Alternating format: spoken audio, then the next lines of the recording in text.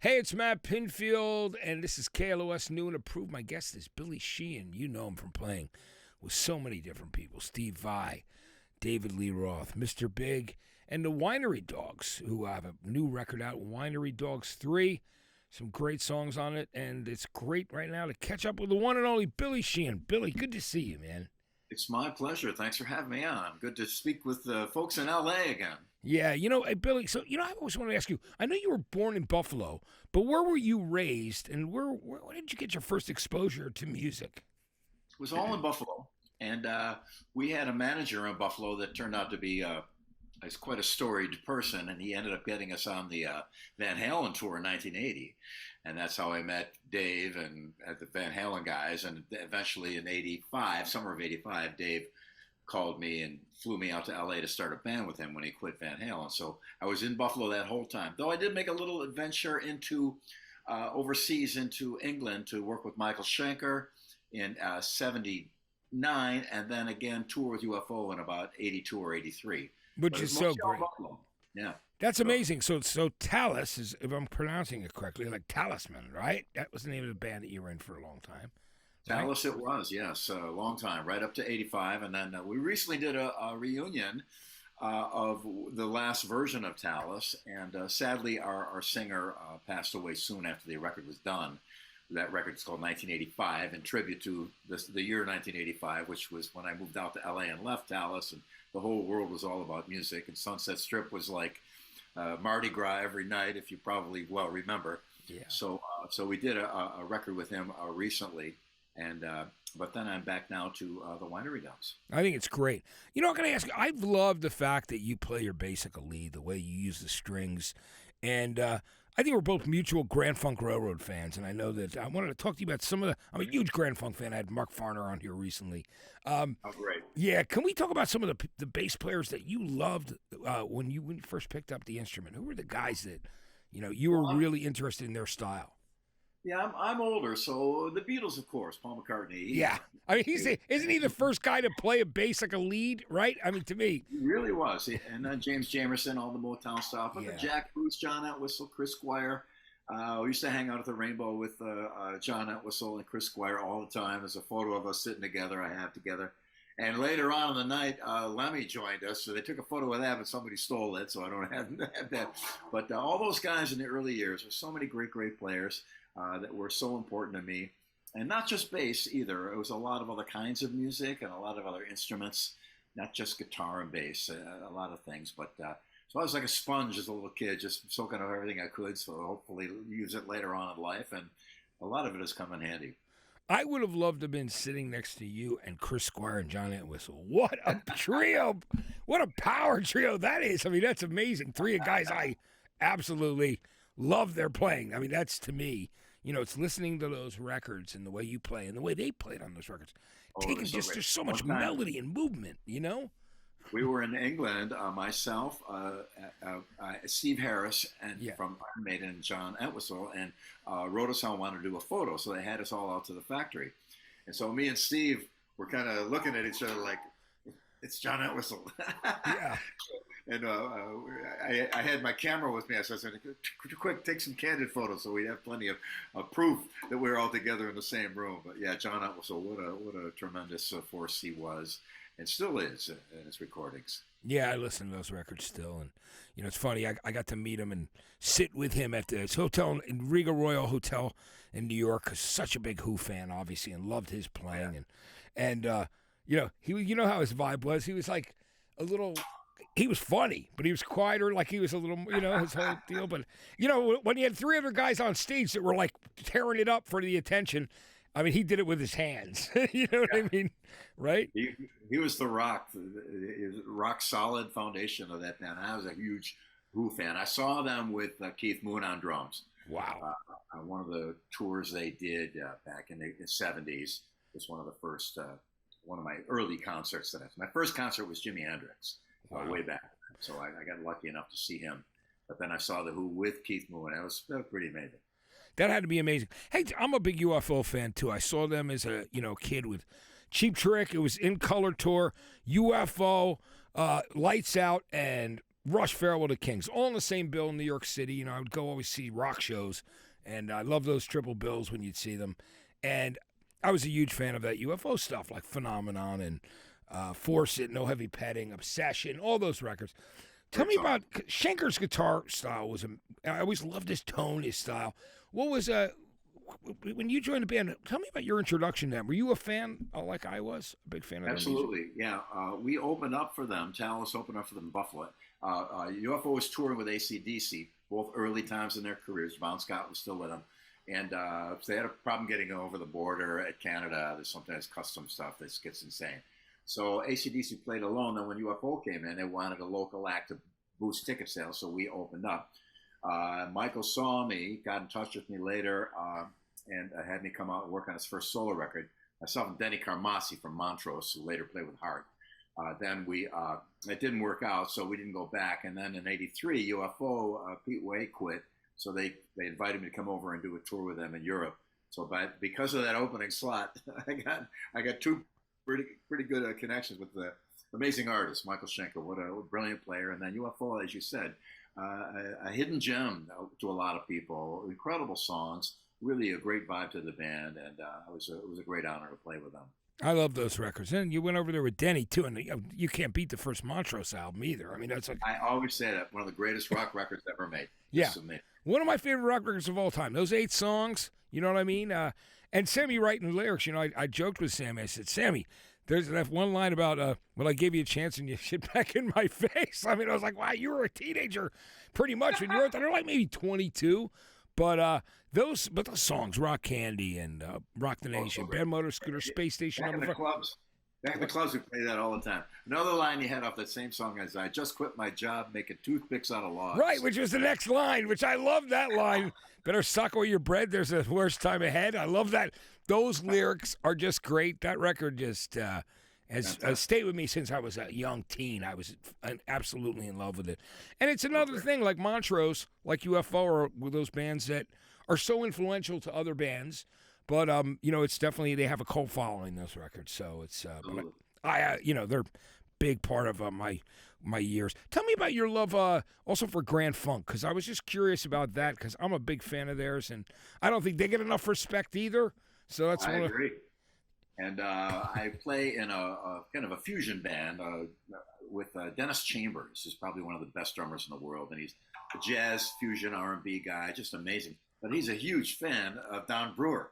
So we'd be at sound check at the Baked Potato in North Hollywood there, and I start playing some Grand Funk lines, and he knew the song exactly. So they had way more impact to a lot of people than people understand. Mel Shacker on bass, just great.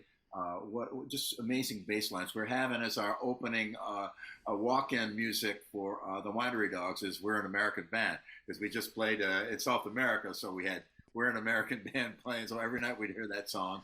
And I didn't know that Don Brewer sang that. I thought it was their keyboard player that they brought in. But the drummer from Grand Funk, that's him singing that hit, American Band. But Mark Farner, what a voice, and I just love that band. The early 70s, that was way early 70s. I remember getting into that, playing that in some of the first clubs we ever played.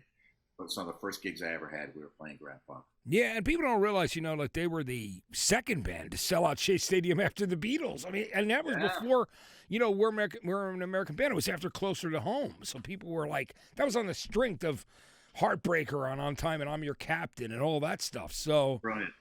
I love those. It's so good, right? I mean, you know. Super great. Yeah, I did a rock and roll fantasy camp with Mark Farner, so I got up on stage and playing Grand Funk with Mark Farner. That was pretty awesome. It was a highlight. That's great. Now, you also play with Terry Bozzio. Speaking of other guys that I think are great drummers, you know, I loved UK, and he played with Zappa, but even UK was a great band that a lot of people don't know. But then he went on to do his thing with Missing Persons with his wife. But Terry was, I talk about another really talented guy. How was that experience of making that record with Terry? We did a solo record together. It was just me and Terry, and he did some spoken word after it, which is pretty cool, pretty cinematic, if you will. Yeah. Each song was a little bit of a movie.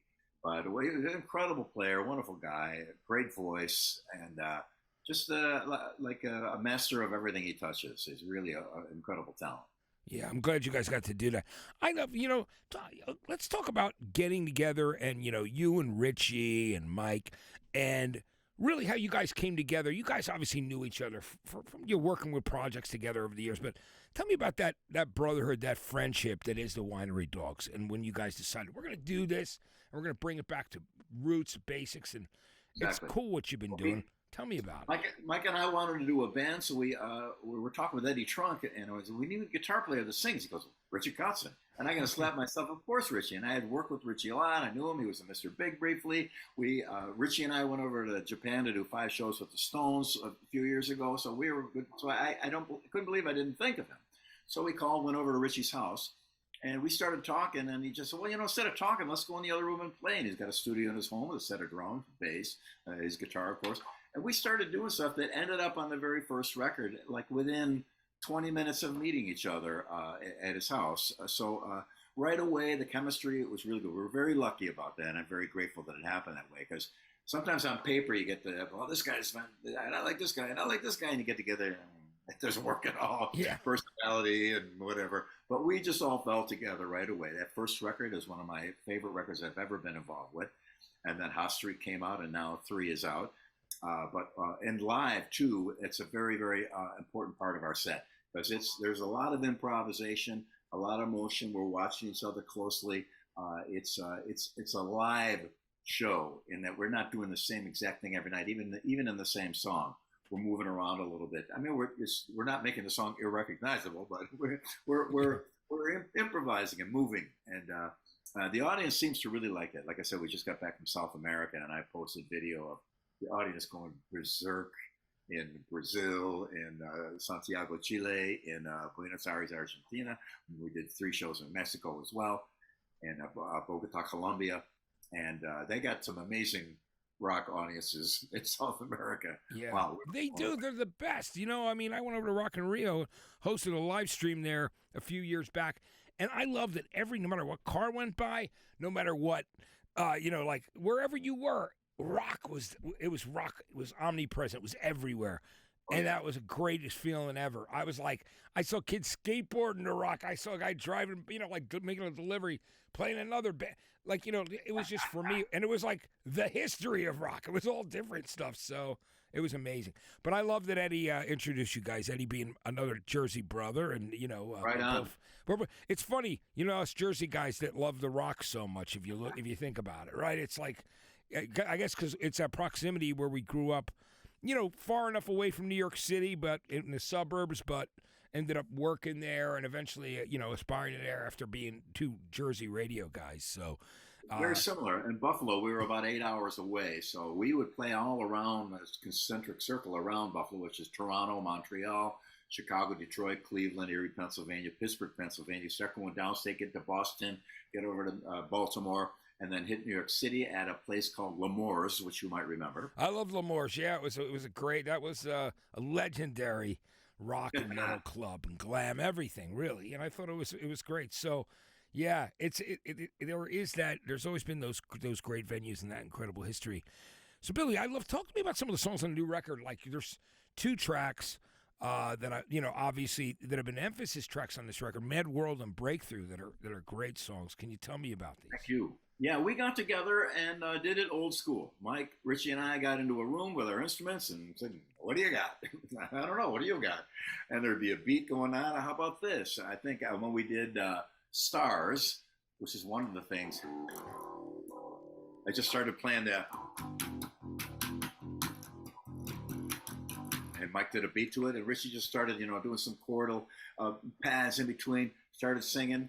There it is. Okay, we need a chorus. How about this? So we 3 guys together in a room, writing together, bouncing ideas off each other, like we've done our other 2 records. But now it seems even more of a novelty because even fewer bands do it like that these days, especially with the pandemic. You're trading files back and forth across the country. Nobody's in the same room. So us being in the same room was really kind of, again, it's a chemistry thing. Get an idea. And Richie's a brilliant writer and an amazing singer. And Mike is really great at just identifying, that sounds like the right chorus, or it's the right chorus but the wrong key. Let's move it. And then I throw my 2 cents in there too. And that chemistry in a writing situation really makes things go well. And we got that record done relatively quickly. We weren't in a hurry up. It just went fast. and we ended up with more than enough songs for a record. So we did all the final things to them, and bang, there you were. It was not a difficult process, which is always a good sign. Yeah, no, and I love what you said, because there's still something to be said for that. Getting in a room together. I mean, look, I understand that a lot of people had to do things in a different way because of the restrictions of the pandemic.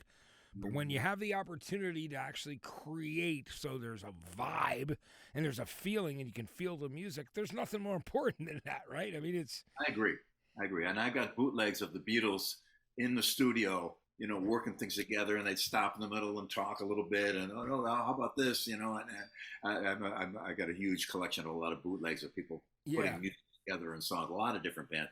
I want to know, oh, I'm sorry, go ahead. What were you going to say? No, just to me, that was the ultimate way for a band to be a band.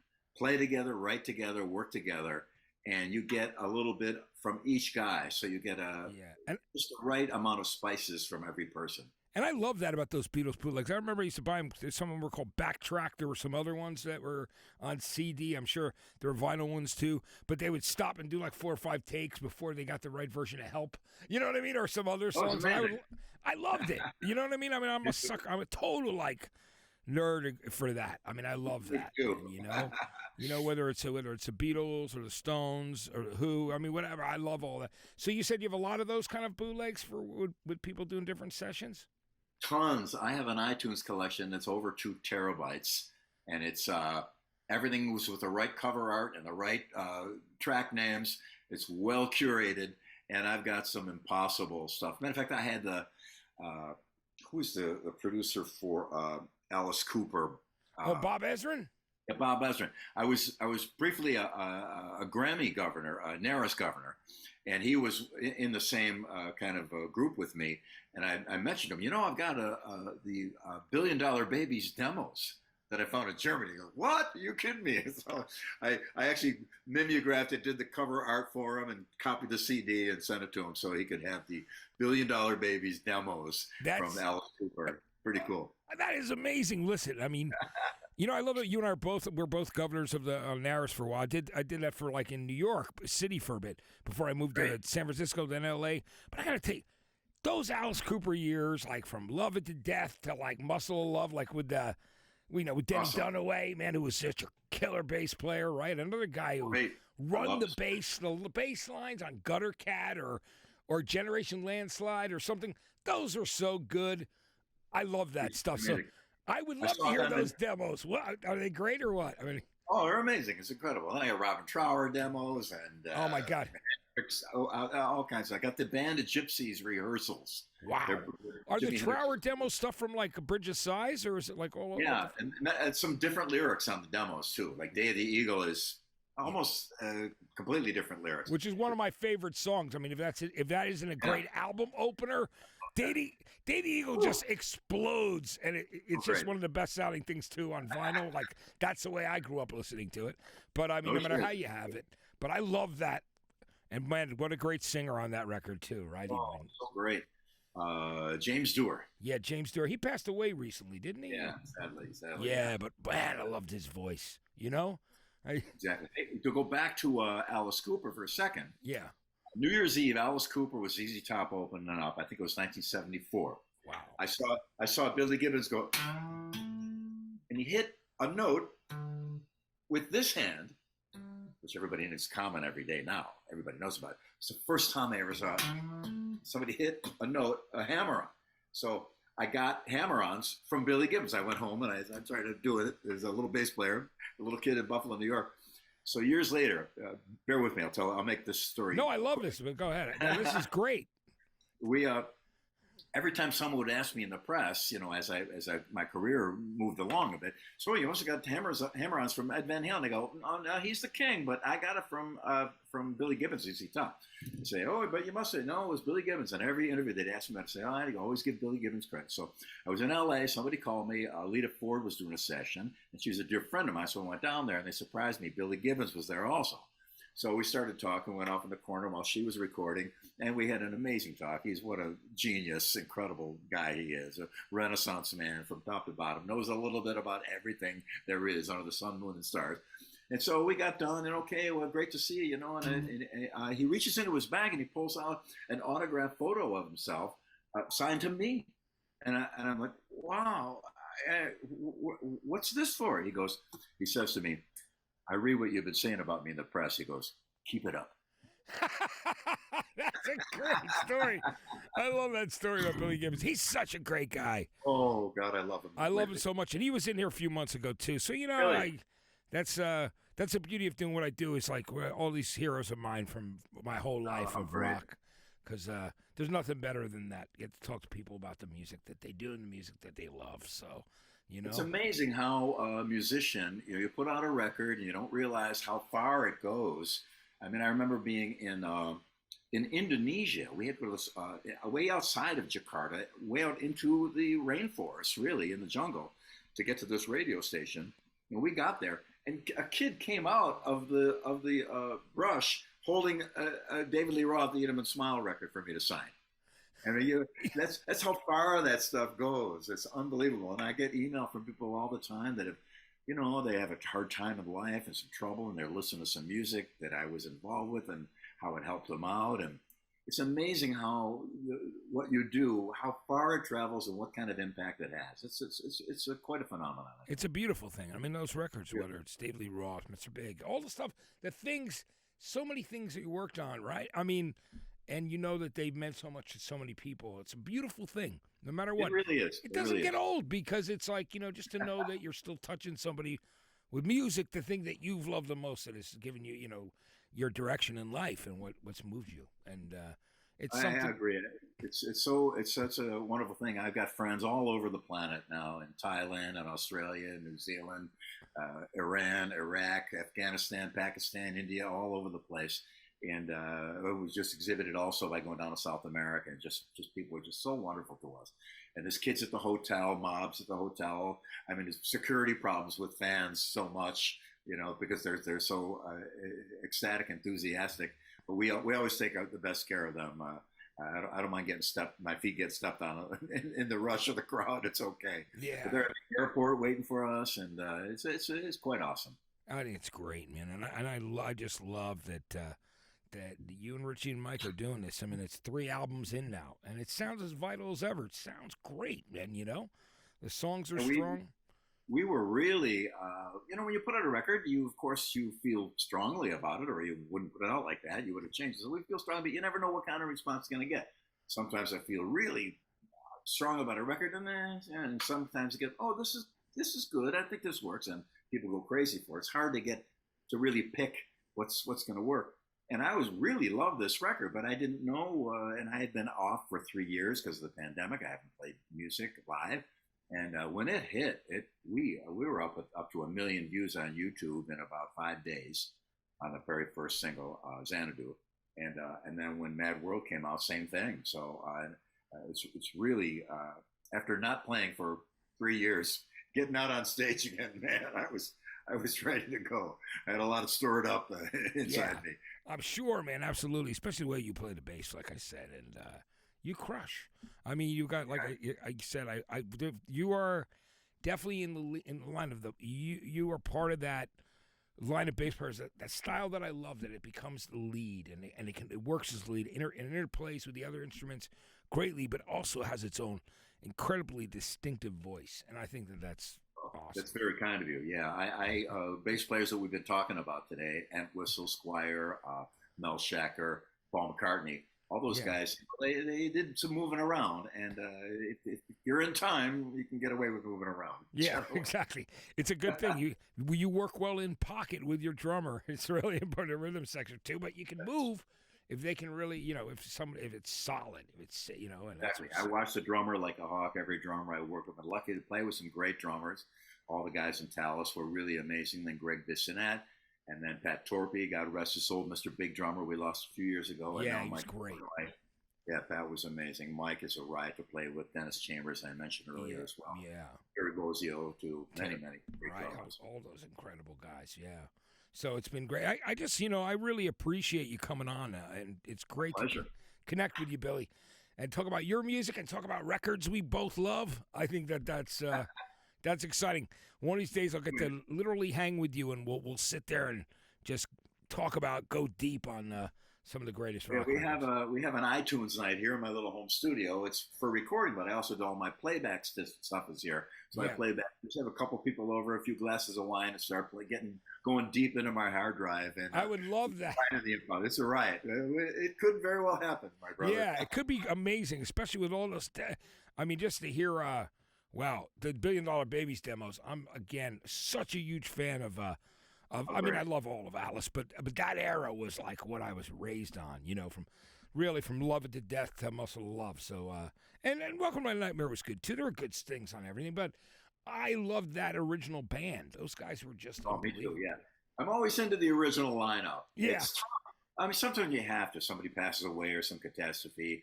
AC/DC managed to have their biggest record ever with a new singer. Phenomenal, like anything else, but the original band. I remember I was in a Jethro Tull, and then the bass player, Glenn Cornick, left. Yeah.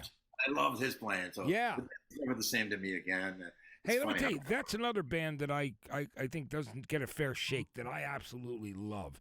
And everything to those early singles like Love Story, but like stuff on Benefit, man. Like I love those early records of theirs. Like everything, I was a huge fan of obviously, Benefit, Stand Up, and those records were great. This was, and then of course I love Aqualung and Thick as a Brick and even up through I love War Child. But I was going to say those early records. People do not realize how great they are. I try to explain to people, you need to go listen to Benefit, listen to Cry You a Song, or brilliant. I heard that the song We Used to Know. Oh, that's great. Yeah. That was the template for Hotel California. It's the same exact chords. Yeah. And the Eagles open up for Jethro Tull just prior to that song being written. So I'm not making any but I mean, it's the exact same chords. Could have been an influence. Absolutely, I believe that 100%. And again, there's a band that I always say. I always stand up for, and I've interviewed Ian Anderson, and he's an absolute character, and he's eccentric, but he's still great. I love it, regardless. I think, but man, I think they made so many great records, and people need to give them a second look and go back at some of those records. And I agree, and gentlemen like yourself and myself, we're turning people on to things that may not have heard of them before. When I was young, I had older folks tell me about this band or that band or this artist and that, and I went and checked them out, and it really broadened my whole spectrum of understanding of music. So hopefully we're doing that for a couple folks here today. You never know. Absolutely. I think we are. Billy, I want to thank you so much for joining me today, and I look forward to when the Winery Dogs are back on the road and coming through Los Angeles. But it will be on May 17th, as a matter of fact, at the Regent Theater in downtown. Well, then I'll see you May 17th. So this is great. That's great. We have the date. All right, perfect. May 17th. So we're letting everybody know. But thank you, which is great, man, to come check out and see you guys. To see you, Richie, and Mike. We get a chance. We'll connect and make sure we get each other's info. So if you come through Nashville or I come through LA, we might have that iTunes night. I would love that, man, because you and I love obviously so much of the same rock and great records that I've loved through the 60s, 70s, 80s. All, I mean, just things that are just those records. That's everything as far as my DNA as a music and rock fan. I say that all the time too. Yeah, absolutely. Billy, thank you so much for joining us today, man. My pleasure. I hope I see you on the 17th, and thank you for having me on, and thank you for having a parallel path with bands similar to myself. That's really cool. Yeah, you and I love so much of the same stuff. That's why I know we're going to be friends, and I appreciate it, Billy. It's great to have you, man. Thank you. My pleasure. Thank you so much. All right. Billy Sheehan, everybody. The Winery Dogs at the Regent coming up on the 17th. I'm Matt Pinfield. This is KLOS New and Approved. Thanks for listening and watching.